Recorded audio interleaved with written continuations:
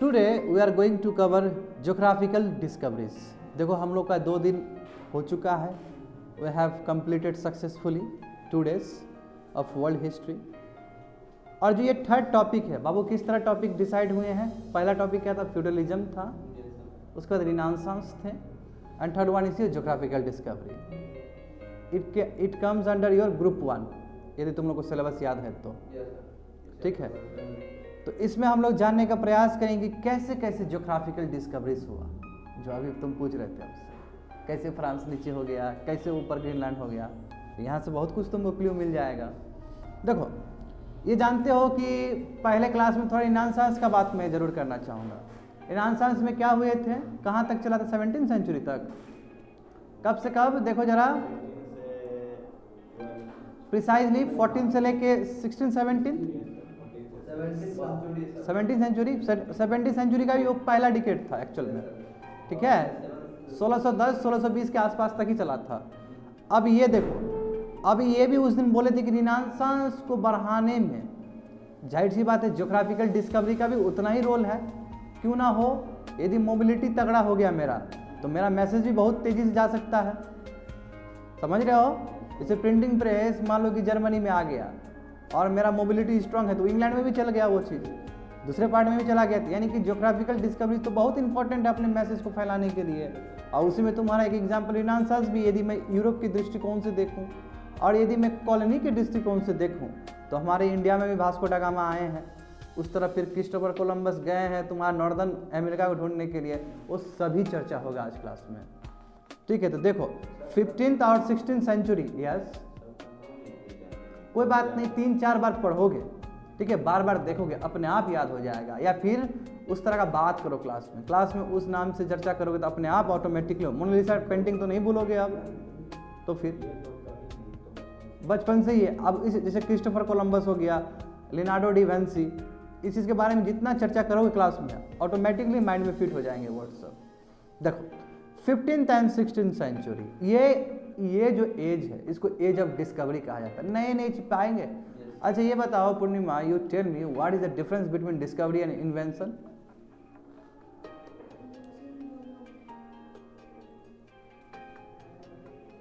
Yes, हाँ तुम बोलो प्लीज, बताओ।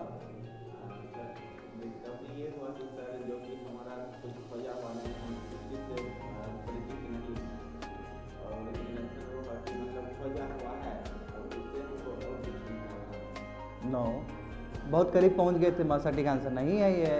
तुम बोलो रोहित।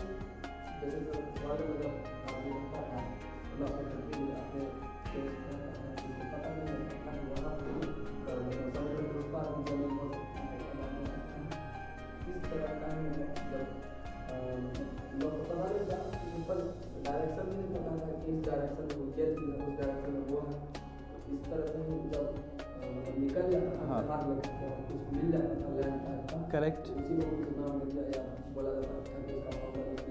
चलो ठीक है, it's fine. Yes you tell me invention, what is the difference between invention and your discovery? हाँ क्वेश्चन ये है, आप नहीं बोल सकते हो। इट्स फाइन, मैं बता दूंगा तुम लोगों को। डिस्कवरी वो होता है कि यहाँ पे वो उसके बारे में नहीं जानते, वो आप घूमते घूमते अचानक से पहुँच वहाँ पे देख रहे वहाँ कल्चर। अच्छा, वो मेरा डिस्कवरी हो गया। और कुछ घूमते घूमते कुछ ऐसे जगह पहुँचे वहाँ पे लैंड है लेकिन वहाँ पे कुछ नहीं, तो फिर हम जो अपना जो साम्राज्य बनाना शुरू करें, वो इन्वेंशन है। Are you sure? कुछ भी नहीं बोल सकते हो, गलत है। नहीं, आओ। यस, यही डिफरेंस है। डिस्कवरी मतलब होता है जो पहले से प्रेजेंट है, वह अनअवेयर थे हम उसके बारे में, वह हमने ढूंढ लिया, इसलिए डिस्कवरी चरण होता है ना। कहाँ अमेजन पहले से नहीं था, अमेजन तो बहुत पहले से था, हम वहाँ डिस्कवरी किए, पहुँचे वो चीज़ को जाने। वह इन्वेंशन कभी था ही नहीं कोई चीज़, उसको हमको नया बनाए हैं। दूसरे भाषा में कोई नहीं था, वहाँ गए कुछ नहीं था लेकिन हम अपना शुरू कर दिए।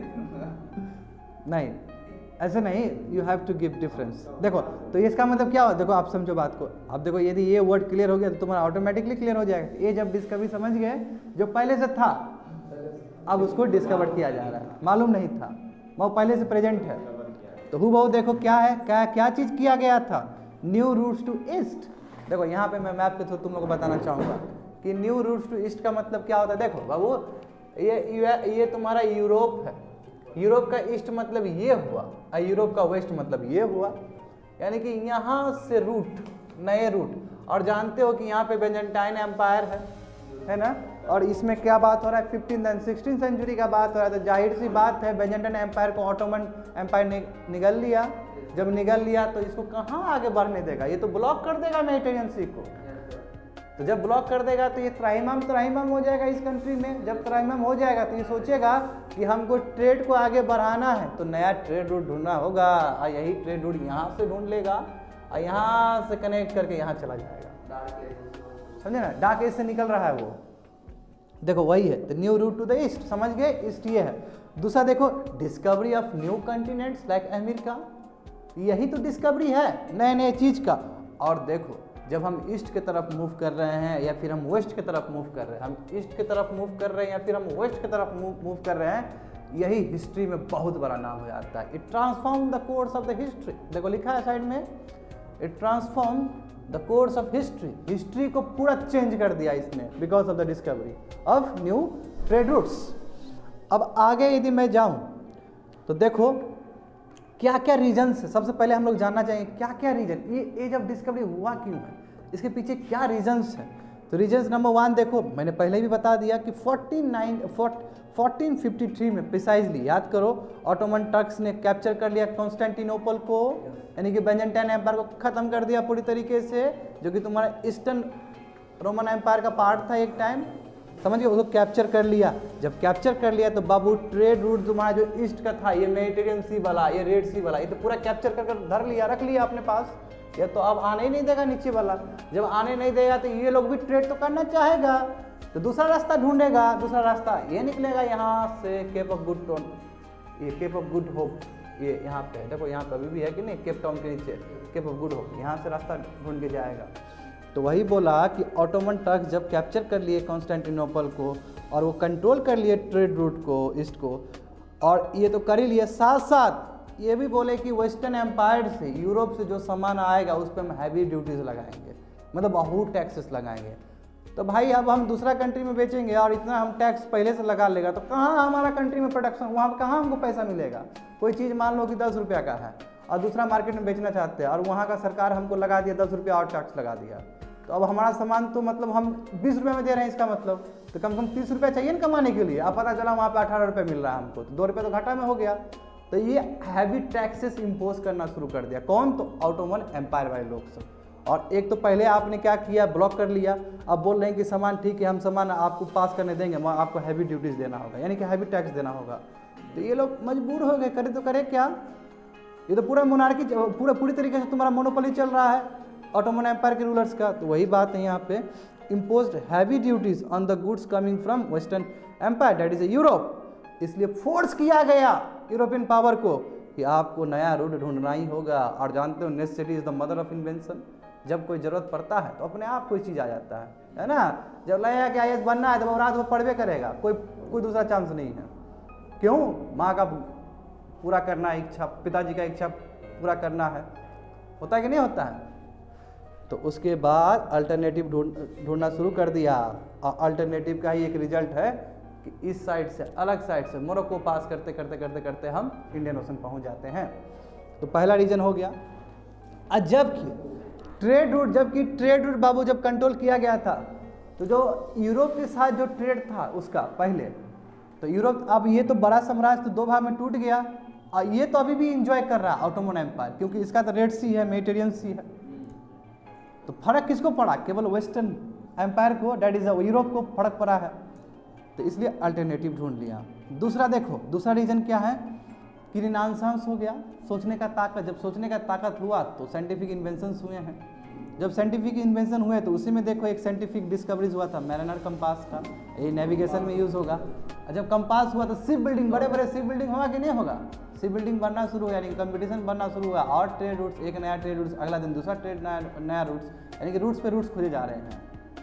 और जब नए नए रूट ढूंढे जाएंगे तो नए नए डिस्कवरी होंगे। कौन सा रूट? हाँ बिल्कुल वो रूट ही है, बिल्कुल। हाँ हाँ वो सब नहीं, ये वाला जो रूट है ये तुमको अलग पर्सपेक्टिव दिया, ये हाईवे का हो सकता है, दूसरा चीज़ है ये, मगर इसी तरह रूट्स होते हैं। अभी मैं बताऊंगा, यहाँ पे देखो, थोड़ा सा देख लो यहाँ पे, तो देख ले रिनांसांस स्पीड हुआ, साइंटिफिक डिस्कवरी हुआ, जिसके वजह से तुम्हारा मैरिनर कंपास आया। मैरिनर कंपास आया तो अपने आप शिप बिल्डिंग बनना शुरू हो गया। शिप बिल्डिंग मतलब होता है कि ट्रेड रूट्स के द्वारा हम बहुत जहाज बना लिया, उसको हम एक्सप्लोरेशन के लिए निकाल दिया वहाँ से। और भी बहुत सारे फैक्टर्स, स्पीड ऑफ एडवेंचरिज्म, घूमने का शौक है ना, बहुत लोगों को घूमने का शौक होता है। जब घूमने का शौक होता है तो नया नया चीज़ दिखता है ना। Number 1 desire for new lands, नया लैंड ढूंढना है हमको, तो उसके वजह से भी तुम्हारा ये डिस्कवरी एज कहते हैं इसको। और कंपटीशन फॉर एक्सप्लोरेशन, यानी कंपटीशन आ गया, चलो ठीक है स्पेन ढूंढ रहा है, अब पोर्टुगल भी दौड़ेगा, पोर्टुगल ढूंढ रहा है तो यूके भी दौड़ेगा, यूके दौड़ा तो फिर फ्रांस भी दौड़ेगा। कंपटीशन आ गया, जितना कंपटीशन होगा उतना लैंड मिलेगा, क्योंकि दुनिया तो बड़ा है। अब ऊपर दूसरा देखता हूँ, आप देखो ऊपर थोड़ा जाओ, ये बहुत इंपॉर्टेंट है, मार्को पोलो और निकोलो पोलो। देखो ये दो ऐसा आदमी है जो कि चाइना और इंडिया को विजिट किया था बहुत पहले, यानी कि 14th और 15th सेंचुरी से भी बहुत पहले विजिट किया है। आइवान बटूटा सुने हो कि नहीं सुने हो? आइवान बटूटा यू नो, ये तुम्हारा ये ट्रैवलर्स है। हुंगशियांग सुने हो तुम लोग, चाइना का सुने हो हुंगशियांग, ये सभी ट्रैवलर्स है। यस, पता है कहाँ सुने हो? सुराई स्पीक हर्षवर्धन का पीरियड में सुने हो? उस हर्षवर्धन का पीरियड तुम्हारा, जब तुम्हारा यहाँ पे हुआ था बुद्धिस्ट काउंसिल हुआ था, तो उसी को पढ़ के गए थे। चाइना में आज क्यों है बुद्धिस्ट? बिकॉज ऑफ हिम, हुंगशियांग, समझे? तो अब ये क्या है कि जब ये इंडिया में आए तो इंडिया का रिकॉर्ड लिखेंगे, क्या गजब का कंट्री है, इतना बड़ा ट्रेड है, इतना स्पाइसेस है, लोग बहुत समृद्ध है। अपना अकाउंट लिखेंगे, जब आप अपना अकाउंट लिखेंगे तो लोग पढ़ेंगे, आस्ते आस्ते वर्ल्ड में पहुंचेगा। जब ये लोग पढ़ना शुरू किया, बोला कि अरे बाप रे, यूरोप से भी बड़ा बड़ा कंट्री है कोई, अरे ये कंट्री काश हमको मिल जाता, मज़ा आ जाता। तो वही है तुम्हारा travel accounts of Marco Polo and Niccolo Polo. और इन्होंने क्या किया, अपने अकाउंट में लिखा है कि गजब का, ईस्टर्न कंट्रीज तो गजब का है, इंडिया और चाइना जिसके ऊपर बहुत ट्रेड है, और ये अट्रैक्ट कर दिया यूरोपियंस को। और यहाँ पे आया तो दंग रह गया, अरे यार देखो बताओ, अभी डिस्कवरी कर रहे हैं, ये तो अलगे कंट्री है, ये तो इतना प्रॉस्परस है, हमारा भारत बहुत प्रॉस्परस था, लिटरली था इन टर्म्स ऑफ ट्रेड, है ना? बिल्कुल सही बात है, फैक्ट है, अभी भी है। अरे इंडिया बहुत ऊपर का चीज़ है, अभी भी हमने बुद्ध को दिया है, अब बातें खत्म है ना, बुद्ध को दिया है हमने, बुद्ध मैं पहले भी बोल चुका हूँ बहुत बार, बुद्ध को दिया है मतलब क्या कि हमने दुनिया को बनाया है, शांति का प्रतीक दिया है हमने, हाँ हमने बुद्ध को दिया है। मेरा पता है, तुमको पहले ही बोल चुके हैं, हम जब जब टॉपिक आता है हमको मज़ा आता है बोलने में। ये मेरा जब सुन रहे थे तो ये मेरा जो बोलते हैं ना उस वहाँ ये मेरा उठ गया, रोंगटा खड़ा हो गया था, बहुत बड़ा बात करती है, ठीक है ना? लगता है, झटका लगता है अंदर से, तुम उठ जाएगा। कई बार ऐसा भी हुआ है कि हम बहुत शायर को, जब लिटरेचर में मेरा ऐसे बहुत ज़्यादा इंटरेस्ट है, तो रात को अंधेरे में हम हेडफोन लगा के सुन रहे थे, और रात को उठ के हम स्टैंडिंग ओवेशन दिया अकेले अंधेरे में। क्या बोल दिया यार, हद पार कर दिया है। मारो भाई मारो, ताली मारो। एक बार राहत इंदौरी साहब का जो था ना, हिंदुस्तान तुम्हारा बाप का है, एक बहुत बड़ा है ना उनका डायलॉग, मेरे हुजरे में नहीं कहीं पे भी रखवा दो, उनका एक बहुत बड़ा डायलॉग है राहत इंदौरी साहब का, शायरी बहुत तगड़ा है ना। तो वो जब मैं पहली बार सुना था तो मेरा होश उड़ गया था।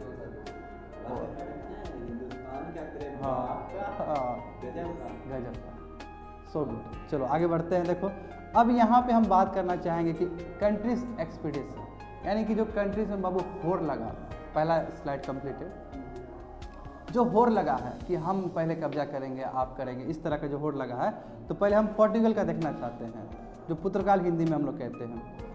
तो क्या क्या कौन से शासक हुए हैं, कौन से एक्सप्लोरर हुए हैं जिन्होंने प्रयास किया, डिस्कवरी किया लैंड को। तो नंबर 1 हेनरी।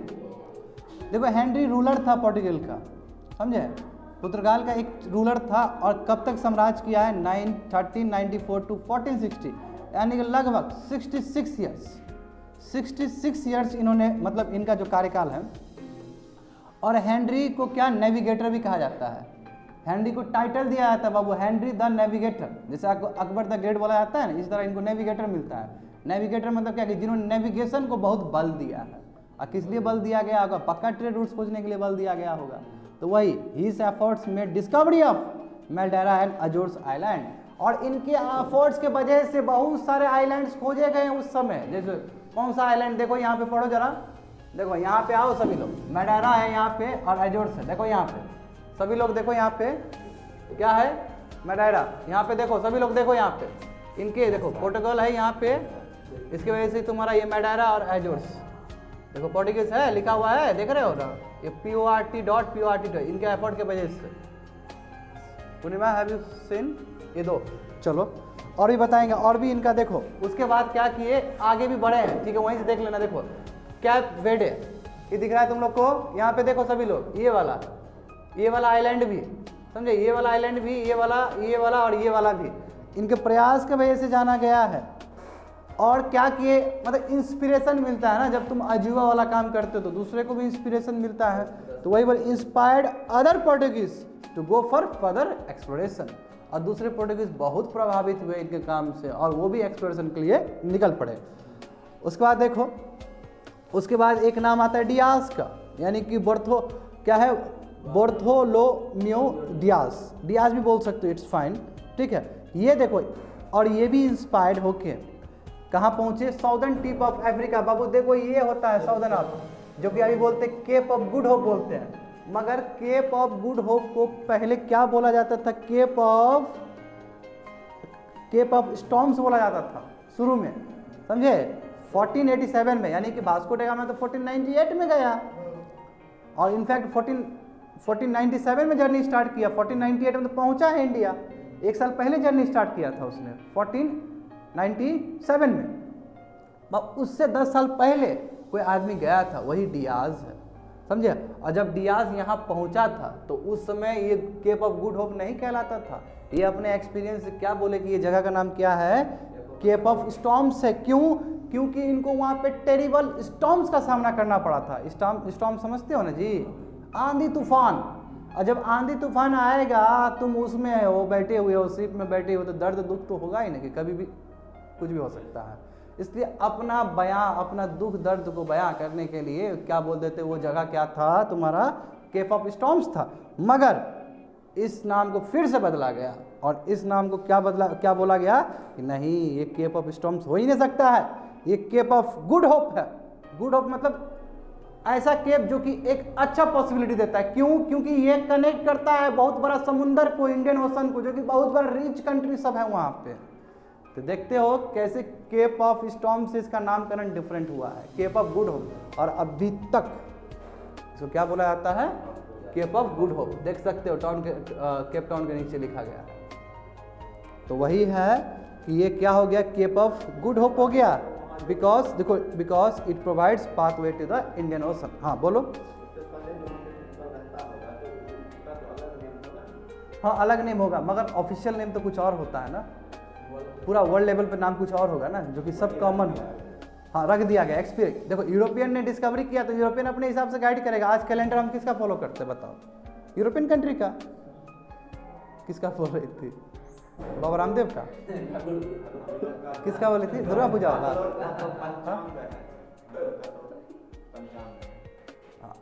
तो हम लोग अपना वाला फॉलो नहीं करते हैं, हम लोग तो चैत तो फागुन उगुन भी भूल गए हैं, है ना। बस एक दो ठो पुस चल रहा होता, पुस हो गया कि नहीं हो गया, किसी को पता नहीं है। बस एक दो ठो गाना में जो आया था कि नैना सावन भादो वाला, है ना, फिर भी मेरा मन अधूरा, और जो किनका था, किशोर कुमार का। बस वही 2-3 ठो मौसम का नाम लिए हैं, अदरवाइज किशोर कुमार सबके फेवरेट है। कौन बोल सकता है किशोर कुमार खराब है। जो बोलता है उसको कुछ नॉलेज ही नहीं है उनके बारे में। किशोर कुमार, मन्ना डे, रफीक साहब बहुत बड़े हस्ती है, वो चले गए, आप नहीं आएंगे वैसे लोग, ठीक है ना। यही तो है कला, इसी को बोलते कला। कलाकार हमेशा जिंदा रहता है हमारे दिल में, हमारे जिगर में, और इंस्पिरेशन है वो आने वाले जनरेशन्स को।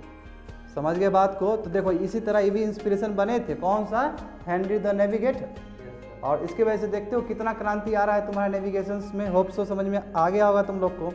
अब देखो, अब तुम्हारा पूर्णिमा जो सबसे ज़्यादा तुम फैमिलियर हो नाम से, वास्को दा गामा, कौन है, कौन है ये वास्को दा गामा, पहचानती हो,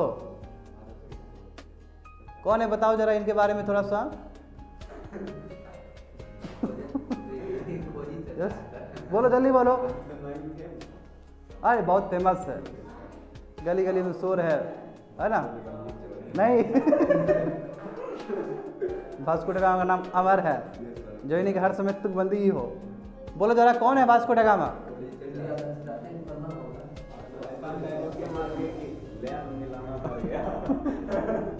बोलो बोलो, वास्को दा गामा कौन है, पोर्टुगीज वाले लोग हैं, वही जैमोरिन वाला बताए थे कैसे उनको वो किया गया था।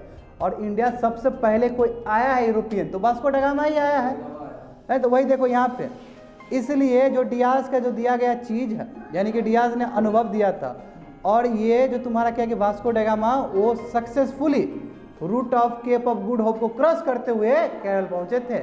मगर मैं तुम्हारी जानकारी के लिए बता दूं कि मोजाम्बिक में रुके भी थे। कहाँ है मोजाम्बिक, पता है तुम लोग को ना। मोजाम्बिक यहाँ पे देखो सभी लोग, मोजाम्बिक यहाँ पे है, ठीक है, मोजाम्बिक यहाँ पे है, और मोजाम्बिक में रुके थे वो, ठीक है। उसके बाद यहाँ पे आके केरल में आए थे। तो देखो, तो 1498 को पहुँचे हैं, देखो लिखा गया यहाँ पे, वो इंडिया लिखा है, तो केरल पहुँचे थे, जैमोरिन ने उनको रिसीव किया था। और बाबू वास्को दा गामा का ये एक्सप्लोरेशन, ये सिग्निफिकेंट हिस्ट्री बन जाता है भारत का, ठीक है। भारत का तो बनता ही बनता है, एशिया के लिए ही बनता है, यूरोप के लिए ही बनता है, क्यों ना बदले। उसके बाद तो पूरा समीकरण ही बदल जाता। किसने सोचा था कि ये सोना का चिड़िया कॉलोनी बन जाएगा किसी का, because of Vasco da gamma. कह सकते हो कि एक ने देखा फिर जाएगा अकाउंट लेके जाएगा कि हमने ऐसा कंट्री ढूंढ लिया, या फिर ये प्रॉस्परस ये देंगे पोर्टुगल प्रॉस्परस हो जाएगा, तो वहाँ पे चर्चा उठेगा ही ना कि कौन सा लैंड डिस्कवर कर लिया इसका, कि इतना ट्रेड रूट किए जा रहा है, इतना ट्रेड हो रहा है इन लोग का स्पाइसेस का, तो होड़ तो लगेगा ना जी। तो बोले आप पीछे पीछे आएगा, इसके पीछे पीछे पता चला अरे बाप रे तो बहुत बड़ा लैंड खोज लिया है, तो हो जाएगा वही प्रतिस्पर्धा में, वही कंपटीशन में कॉलोनी बन जाएगा। जब कॉलोनी बन जाएगा तो हम लोग गुलाम बन जाएंगे, और जब गुलाम बन जाएंगे तो ये स्थिति हो जाएगा। जब ये स्थिति हो जाएगा, ठीक है, इस इतिहास तो दोहराता है अपने आप में। देखो बाबू यहाँ पे देखो, मैंने एक तुम लोग को ग्राफ दिया है इसमें, यहाँ पे देखना, ठीक है। देखो ये पोर्टुगल है, स्पेन है, देख लो यहाँ पे एक मैडेरा है, अजोर्स है, ठीक है। नीचे देखो केप वर्डे आइलैंड है और Cape of Good Hope. I hope तुम लोग देख लिए होगे। चलो आगे बढ़ते हैं, आगे चीज़ों को जानते हैं।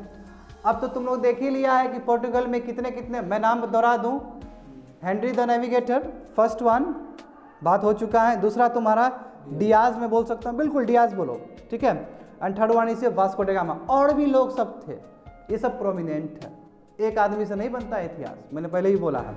अब देखो स्पेन, अब देखते हैं जो कंट्रीज एक्सपीडिशन, स्पेन भी रहेगा क्योंकि अगल बगल है दोनों कंट्री, देखो बहुत सामने है, तो ये इम्पैक्ट तो पड़ेगा स्पेन पे भी। तो देखो स्पेन का क्या हुआ यार, ये तो बहुत बड़ा जाता है इनको। अब आ गया तुम लोग का फेवरेट नेम, क्रिस्टोफर कोलंबस, ठीक है। इन्होंने क्या किया, ये बोले कि ठीक है हम ईस्ट की तरफ पहुंचेंगे वेस्ट डायरेक्शन से, यानी कि समझो बात को, क्या बोले कि हम ईस्ट के तरफ से पहुंचेंगे वेस्ट डायरेक्शन से। देखो बाबू इसको कनेक्ट कर दोगे तो ये कनेक्ट हो जाएगा ना यहाँ पे, यानी कि वेस्ट से जाएंगे और ईस्ट चले जाएंगे, इंडिया मिल जाएगा हमको इधर, लॉन्ग रूट हो जाएगा ना, लॉन्ग रूट हो जाए। अब यही लॉन्ग रूट के चक्कर में तुम्हारा अमेरिका नहीं मिल गया और डिस्कवर हुआ। लॉन्ग रूट कुछ नहीं होता है, जो आदमी जितना लंबा चलता है उसको उतना तरक्की मिलता है, उसको एक्सपीरियंस मिलता है। एक्सपीरियंस पैसे से थोड़ी खरीदा जा सकता है, यस। और लॉन्ग रूट में रहना चाहिए स्टूडेंट को भी, कोई भी झटपट वाला काम कुछ नहीं होता, झटपट वाला काम झटपट ही निकल जाता है। इसलिए अपने आप को तपाना पड़ता है, तपस्वी बनाना होता है अपने आप को।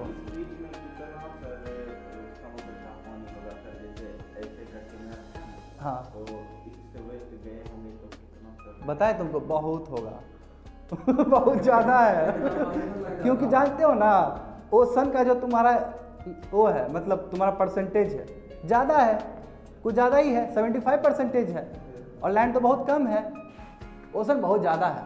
तो देखो यहाँ पे क्रिस्टोफर कोलंबस ये क्या किए, प्लान किए कि हम नया ट्रेड रूट ढूंढेंगे ईस्ट के तरफ मगर वेस्ट वर्ड ट्रेवल करके। ठीक है, देख रहे हो लंबा वाला, इसीलिए ना फिलोसफी जा रहे हैं। अब देखो दूसरा देखो, तो इन्होंने क्या किया देखो, he explored the islands of Caribbean Sea and Central America.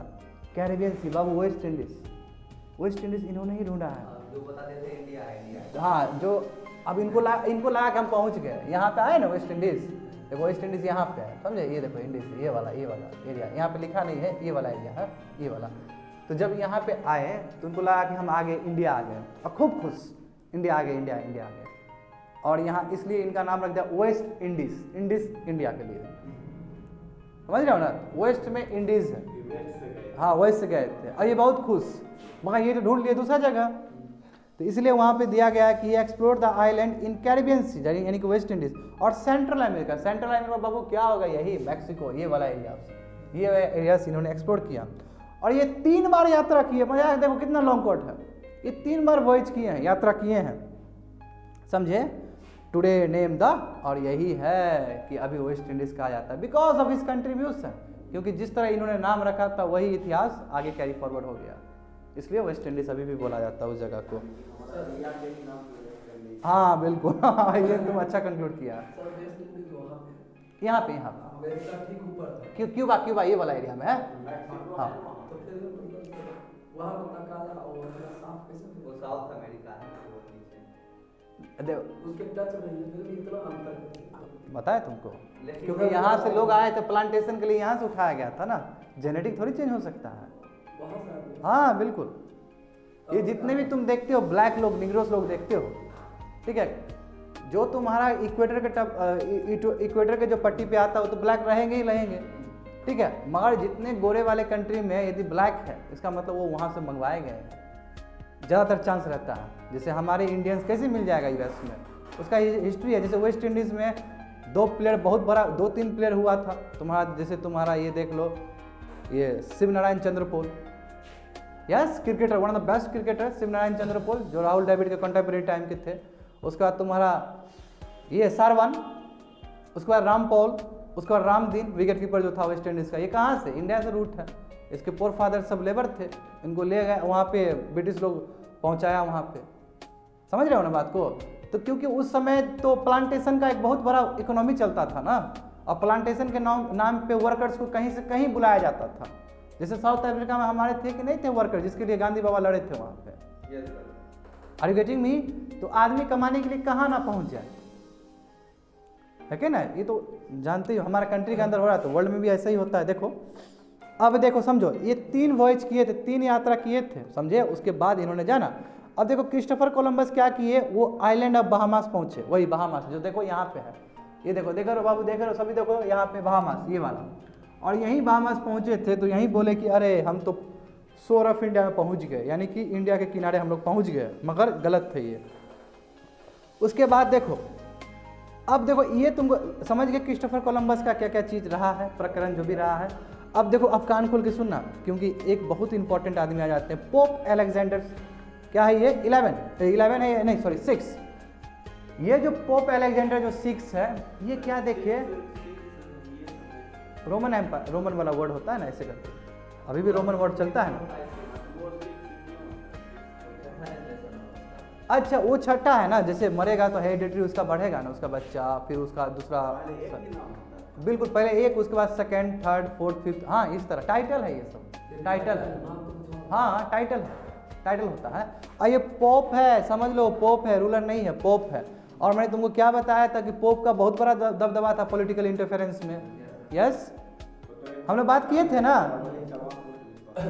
अब देखो, अब ये बात समझो तुम, तो पोप को यहाँ पे इंटरफेयर करना पड़ा, क्यों, क्योंकि पोप देख रहा है कि तुम्हारा स्पेन और पोर्टुगल में बहुत कंपटीशन हो रहा है, तो कोई यहाँ से भाग रहा है, कोई यहाँ से भाग रहा है, कोई प्रॉपर तुम्हारा रूल्स और रेगुलेशंस ही नहीं है, तो ये इंटरफेयर किए। और ये क्या किए कि डिस्प्यूट अवॉइड करने के लिए, यानी कि जो बीच में झगड़ा ना हो जाए पोर्टुगल और स्पेन के बीच में, तो इन्होंने एक ऑर्डर ऑफ पोप यानी कि एक लाइन खींच दिया, एक देखो बाबू यहाँ पे एक इमेजिनरी लाइन खींच दिया ऐसे करके ऊपर से, जो अभी तुम लोग बोलते हो क्या है ये लॉन्गिट्यूड, एक लॉन्गिट्यूड इन्होंने खींच दिया और बोला कि देखो इस लॉन्गिट्यूड से इधर तुम्हारा पोर्टुगल जाएगा क्योंकि पोर्टुगल पहले से जा रहा है, और स्पेन को जाना होगा तो स्पेन इस तरफ नहीं जा सकता है, इस लाइन के उस तरफ जाएगा। तो इन्होंने क्लियर डिस्टिंक्शन कर दिया। देखो वहाँ पे लिखा गया है कि to avoid dispute between Spain and pen he issued papal bull. Papal bull मतलब क्या, अपना जो तरीका है उसको बोलते हैं ऑर्डर ऑफ पोप, तो इन्होंने किया। और देखो इन्होंने क्या किया, एक इमेजिनरी लाइन बनाया, देखो साइड में है कि नहीं है, imaginary line drawn dividing globe into east and west, बताए ना, एक तरफ ईस्ट और एक तरफ वेस्ट। होप सो समझ में आ गया। और उसके बाद क्या बोला कि हाँ स्पेन को राइट है कि आप वेस्ट की तरफ जा सकते हैं। और देखो तुमको आसानी से याद हो जाएगा, क्यों, क्योंकि स्पेन के ही क्रिस्टोफर कोलंबस थे जो वेस्ट साइड से गए थे ईस्ट को ढूंढने के लिए, तो ऑब्वियसली सी बात याद हो जाएगा। वास्को डा गामा इस साइड गए थे और पोर्टुगल से थे, तो कहने का मतलब इन्होंने क्या कर दिया, डिवाइड कर दिया इमेजिनरी लाइन से और बोला कि स्पेन का अधिकार है वो वेस्ट साइड जा सकता है और तुम्हारा जो पोर्टुगल है वो इस साइड ही जा सकता है। तो इन्होंने एक्चुअली डिस्प्यूट को वो करने के लिए, कम करने के लिए, समझ रहे हो ना, प्रॉब्लम हो सकता है इसलिए।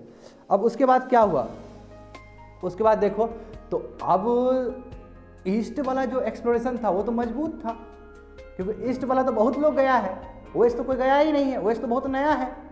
अभी जस्ट बोले कि 1497 में डियाज भी चले गए, उससे पहले भी तुम्हारा वो जो थे तुम्हारे जो नेविगेटर हेनरी द नेविगेटर, इन्होंने भी बहुत काम किया। तो ईस्ट के तरफ से तो पूरा पता है, सॉरी बार बार यहीं पे आना पड़ेगा देखो, तो ईस्ट के बारे में तो बहुत जानकारी है, वेस्ट के बारे में किसी को जानकारी नहीं है। अब जिसके बारे में जानकारी नहीं है उसको ढूंढना थोड़ा सा वक्त लगता है ना। तो वही बोला जा रहा है कि so Spain couldn't use route through Cape of Good Hope, यानी कि स्पेन को अब ये वाला रास्ता नहीं मिल सकता है। तो ये भी वही, necessity is the mother of invention. फिर ये इस साइड आने की कोशिश करेगा तो देखो, तो इसके बाद क्या होता है कि ये इस तरफ होते हैं। अब जो आए, जो सबसे प्रोमिनेंट आए उनका नाम क्या है, एमिर्गो वेस्पुसी, जो तुम्हारा ये एमिर्गो वेस्पुसी है, बस एमिर्गो भी याद कर लोगे तो हो जाएगा। इन्होंने क्या किया, एक्चुअल में इन्होंने साउथ अमेरिका को ठीक से एक्सप्लोर किया है। ये जो देख रहे हो अमेरिका, ये अमेरिका इन्होंने एक्सप्लोर किया है। और इन्होंने बोला कि ना, जो क्रिस्टोफर कोलंबस जो डिस्कवर किए तो वो इंडिया हो ही नहीं सकता है, वो एक नया वर्ल्ड है और इनके नाम से, अमेरिको के नाम से अमेरिका पड़ा है ये, समझे, इसका इतिहास है। अमेरिका जो बोलते हो वो अमेरिको जो कि स्पेन के थे, स्पेन के सेलर थे, सेलर मतलब जहाज चलाने वाले थे, नेविगेटर थे, इनके नाम से दिया गया है वो अमेरिका। तो अभी बोलते हैं कि नहीं बोलते हैं कि ये साउथ अमेरिका, ये नॉर्थ अमेरिका, ये अमेरिका अमेरिको से नाम से पड़ा है। तो इसलिए मगर ये तो तुमको पता होना चाहिए कि क्रिस्टोफर कोलंबस ही ढूंढे हैं पहले, तो इसलिए अभी भी इतिहास में जब आता है नाम तो क्रिस्टोफर कोलंबस का ही नाम आता है। मगर बस अमेरिको क्या किए थे, बोले थे कि नहीं, क्रिस्टोफर कोलंबस इंडिया नहीं ढूंढे हैं, क्रिस्टोफर कोलंबस एक नया वर्ल्ड ढूंढे हैं, न्यू वर्ल्ड। समझ रहे हो ना, डिफरेंस समझो, यहाँ पे लिखा है। तो इसलिए explore the areas of south America, और ये बोलते हैं कि क्रिस्टोफर कोलंबस जो डिस्कवर किए थे वो इंडिया नहीं था, एक नया वर्ल्ड था, और वही वर्ल्ड के नाम पे, नाम क्या है, अमेरिका के नाम से पड़ जाते हैं। मगर फिर भी इतिहास यही याद रखता है कि क्रिस्टोफर कोलंबस ही क्या है, डिस्कवर ऑफ अमेरिका है। आगे बढ़ो तो एक बहुत बड़े शख्सियत आते हैं, इनका नाम क्या है, फर्डिनेंड मैगेलन। इसके बारे में बताया था मैंने, इतिहास तुमको याद करो, बहुत मजेदार है। देखो इनके बारे में कोई डिस्टर्ब मत करना, इनके बारे में बहुत एक लंबा हिस्ट्री है, इनके नाम से अभी भी स्ट्रेट है वहाँ पे, ठीक है ना, मैगेलन। अभी दिखाएंगे, सबको उठा के दिखवाएंगे। देखो ये फर्डिनेंड मैगेलन, ठीक है, ये भी बहुत क्यूरियस आदमी थे, और इन्होंने 1519 में 5 शिप के साथ, स्पेनिश शिप के साथ शुरू किया। अभी सुनते रहना, ठीक है, सुनते रहना। अब स्पेन है तो समझ लो, स्पेन है तो यानी कि इस साइड तो जा ही नहीं सकता है डायरेक्ट, तो किस साइड जाएगा बताओ पूर्णिमा, किस साइड से जाएगा ये स्पेन वाले लोग, किस साइड, इस साइड से जाएंगे, समझ में आ रहा है। पोप अलेक्जेंडर ने क्या किया, एक इमेजिनरी लाइन बना दिया और बोला स्पेन वाले लोग इधर से जाएगा और पोर्टुगल वाले लोग इधर से जाएंगे, तो इन लोग को इधर जाना होगा। और जानते हो ये लोग क्या सोच रहे हैं कि हम वेस्ट साइड से जाके इस साइड में जाके मर्ज करेंगे, और यही है इनके प्रयास के वजह से ही वर्ल्ड में पहली बार सबसे बड़ा टूर हुआ है, सबसे बड़ा टूर हुआ है। तो क्या टूर था, इसलिए हिस्ट्री में इसका नाम, जबरदस्त नाम है, 5 शिप के साथ यात्रा शुरू करते हैं, ठीक है। Ferdinand Magellan sailed with 5 Spanish ship, और जब ये southern end of south America आते हैं, देखो बाबू, अब सभी लोग दौड़ते ही इधर आओ, सभी लोग दौड़ते हुए इधर आओ, देखो इधर देखो पूर्णिमा, देखो इधर सभी देखो, मैगलन स्ट्रेट है, दिख रहा है सबको, देखो मैगलन स्ट्रेट, हाँ बैठ जाओ सभी, तो देखते हो इनके नाम से ही पड़ा है। तो यानी कि ये ऐसे करके ऐसे करते यहाँ पहुँचे। देखो यहाँ पे क्या हुआ, देखो स्पेन है यहाँ पे, तो ये ऐसे आए, ऐसे करके जा रहे हैं, ऐसे करके नीचे यहाँ पहुँचे।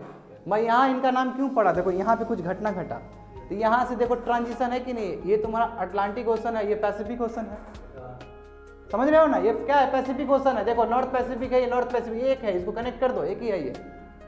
तो जब यहाँ पहुँचे तो इनको लगा कि अरे यार ये तो ओशन अलग है, क्योंकि अटलांटिक ओशन में टर्बुलेंस बहुत ज़्यादा है, ठीक है, इसमें टर्बुलेंस है, और पैसिफिक ओशन बहुत काम रहता है, ठीक है। तो इनको लगा कि नहीं ये ओशन डिफरेंट है, और इन्होंने ही नाम रखा था पैसिफिक, यही नाम दिए थे।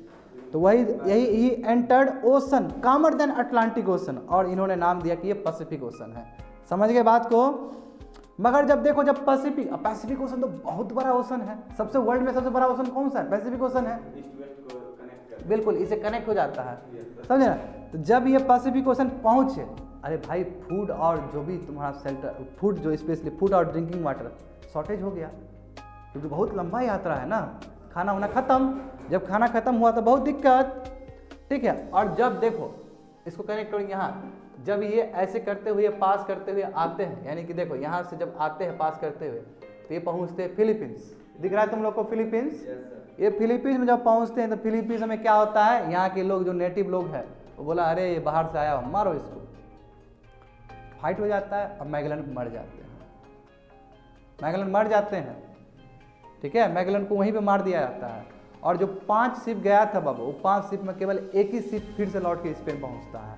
मगर देखो खासियत देखो, यानी कि सब मर गया, एक शिप बचा, एक शिप फिर ऐसे करके फिर करते गुड होप, ये केप ऑफ गुड होप करते फिर स्पेन पहुंचता है। यानी कि ये पहला एक्सप्लोरेशन है, पहला वॉयज है जो हम यहाँ से स्पेन से स्टार्ट किए थे, ऐसे करके पूरा वर्ल्ड घूम के फिर से ऐसे करके पहुँचे हैं। तो देखो वही लिखा गया है कि only 1 survivor ship came home via Cape of Good Hope, इसलिए अमर है, क्योंकि इन्फॉर्मेशन देगा मैगलन मर गए। मैगलन का नाम फिर भी इतिहास में होता, क्यों, क्योंकि प्रयास किए थे ना,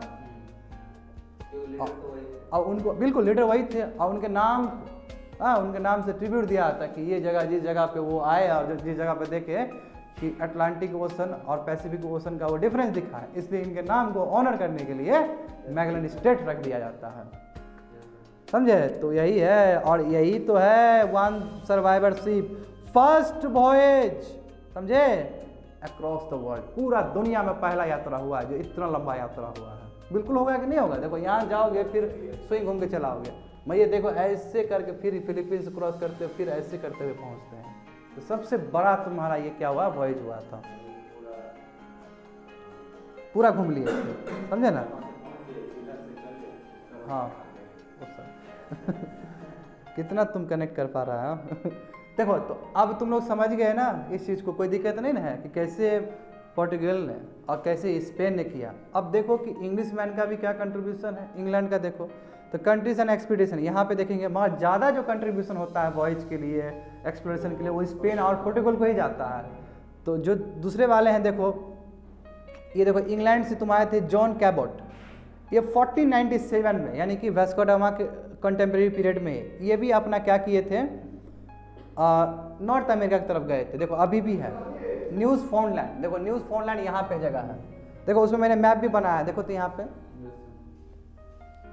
ये देखो, ये कनाडा है, दिख रहा है तुमको, देखो ये तुम्हारा ये हो गया, ये देखो कनाडा है ना, ये वाला एरिया, इसको बोलते हैं न्यूज़ फाउंडलैंड। तो इन्होंने ही डिस्कवर किया था, प्लस नॉर्थ अमेरिका, ये पूरा अमेरिका जो देख रहे हो इन्होंने ही डिस्कवर, ये तो आ गए थे, ये क्या किए थे, क्रिस्टोफर कोलंबस तुम्हारा ये वाला एरिया किए थे ना, और उसके बाद दूसरे वाले जो आए अमेरिका तो ये वाला किए थे। मगर ये क्या है कि जो इंग्लैंड वाला है, इंग्लिश वाला जो क्या नाम है इनका, जॉन कैबोट, ये क्या किए तुम्हारा नॉर्थ अमेरिका को ठीक से वो डिस्कवर किए थे। हाँ तो यही तो हुआ, इनके आने से क्या, मगर देखो ये यहाँ पे नहीं लिखा गया, मगर इनका ये समझने का प्रयास करो कि ये जॉन कैबट थोड़ा सा क्या हो गया कि हताश हो गए, क्योंकि इसको आदमी ही नहीं मिला, कोई नेटिव ही नहीं मिला, वो ऊपरी ऊपरी से देख के भाग गया।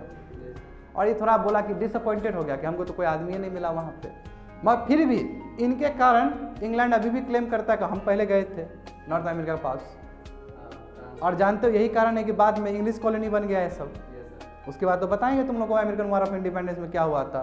तो नीम का गढ़ तो यहीं से रख दिया गया था 13 कॉलोनीज वाला, बिल्कुल। उसको देखो फ्रांस, देखो फ्रांस से कौन गए हैं, जैकस कार्टियर, वो 1534 में, ठीक है, वो भी नॉर्थ अमेरिका गए। मगर इनका देखो सबसे अच्छी बात क्या कि ये अंदर गए हैं, रीजन को एक्सप्लोर किए हैं, अंदर घुसे हैं, और इनको पता चला कि यहाँ पे रेड इंडियंस है, यानी कि हम लोग की तरह दिखने वाले लोग। अब थोड़ा ब्लैक भी है, वाइट भी है, कम्बिनेशन अलग है ना, हम लोग का कम्बिनेशन अलग है। अंग्रेज बहुत एक्सट्रीम है, निग्रो बहुत एक्सट्रीम है, हम लोग दो बीच की वैरायटी के हैं। इंडियंस लोग कैसे होते हैं, अलग वैरायटी के, नहीं बहुत ज़्यादा गोरे होते हैं, नहीं बहुत ज़्यादा डार्क होते हैं, जो हम लोग का एवरेज है।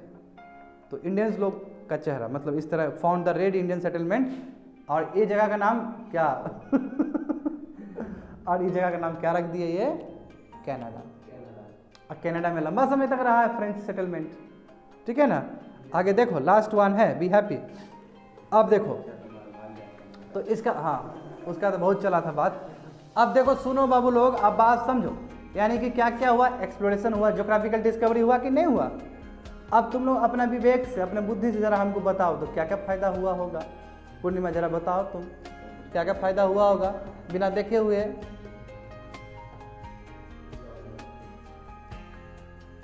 मतलब इतना एक्सप्लोरेशन हुआ, इतना प्रयास हुआ वर्ल्ड को जानने का, है ना। उसमें क्रिस्टोफर कोलंबस थे, हेनरी द नेविगेटर थे, है ना, मैगेलन थे, और भी थे। इसे क्या फायदा हुआ तुम्हारे दृष्टिकोण से, बताओ तो।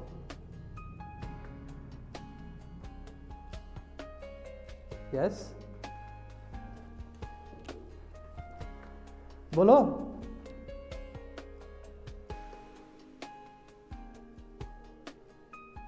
तुमको डर नहीं लगता है कि ठीक से हम पहुंचा नहीं पाते हैं, ऐसा तो नहीं ना।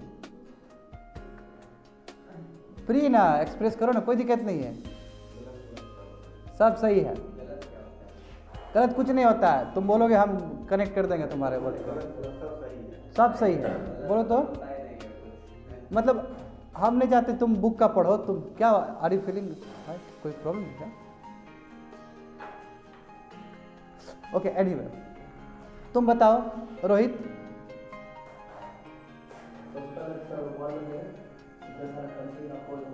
Very nice. पता चला कि मैप कैसा है दुनिया का, सबका सिचुएशन कंडीशन, मतलब कौन सा कंट्री किधर पड़ता है, किस दिशा में पड़ता है। उसके बाद फिर एक फायदा ये हुआ कि उस कंट्री को अपना ट्रेड, नया trade, very nice, very nice, नए लोगों से मिलने का मौका मिला, एक्सीलेंट, वेरी गुड, ये सब फायदा हुआ। Very nice, very nice. Amar तुम बताओ। Very good. नहीं सेम नहीं हो सकता है, तुम अपना सोचो कुछ। नहीं तो फिर दूसरा कुछ सोचो तुम, जितना सोचोगे उतना यू कैन कनेक्ट। बोलो जल्दी। सर बहुत सारे ओशन और आइलैंड का खोज हुआ है सर इस दौरान। और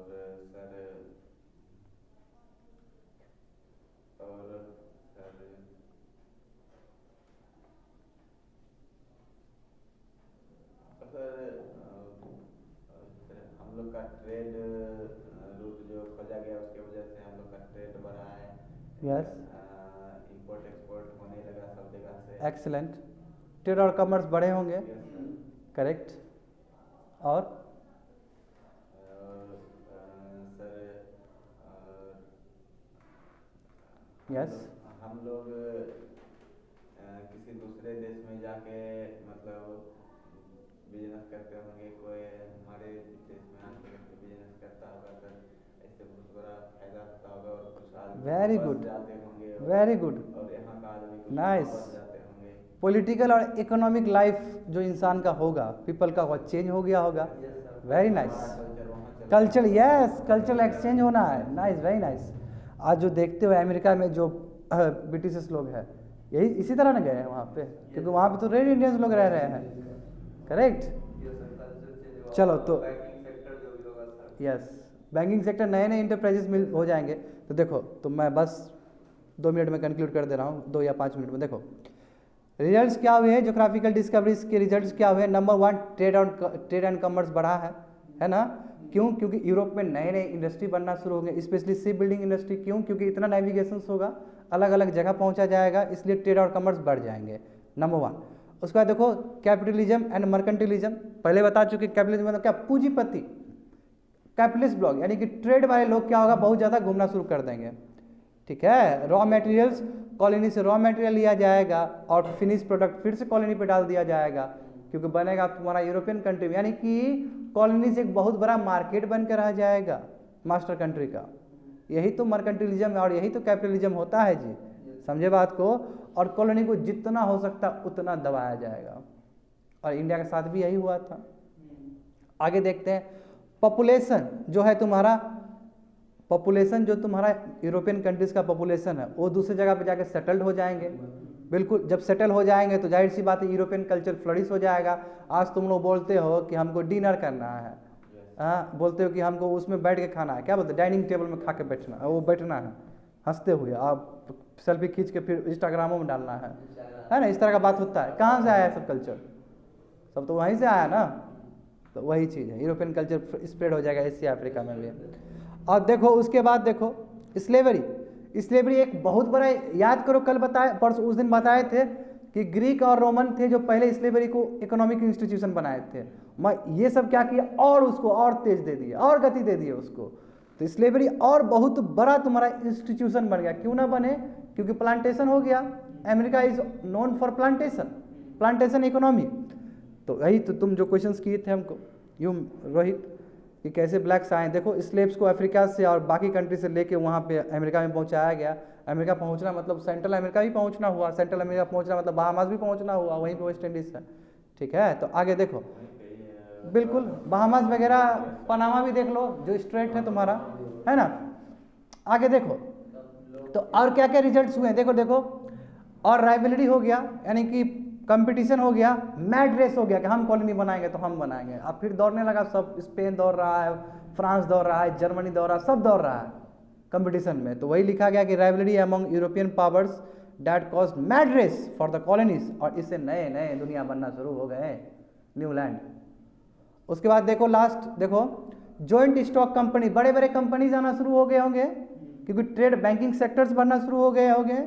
क्यों? क्योंकि ये सब अपना ट्रेड अलग अलग कंट्री में जाके बना रहे हैं। आज जानते हो कि ब्रिटिश का गुलाम हम बने थे because of the trading companies ना। पहले तो ये लोग ट्रेडिंग कंपनी के तौर पे आया था, ईस्ट इंडिया कंपनी। तो वही है कि अपना ट्रेड जमाए हैं, चाहे एशिया का बात हो, अफ्रीका का बात हो, फिर लैटिन अमेरिका का बात हो। लैटिन अमेरिका समझ ला, लैटिन मतलब पक्का स्पेन से जुड़ा होगा, वही रोम वाला सभ्यता। आगे लास्ट वन खत्म।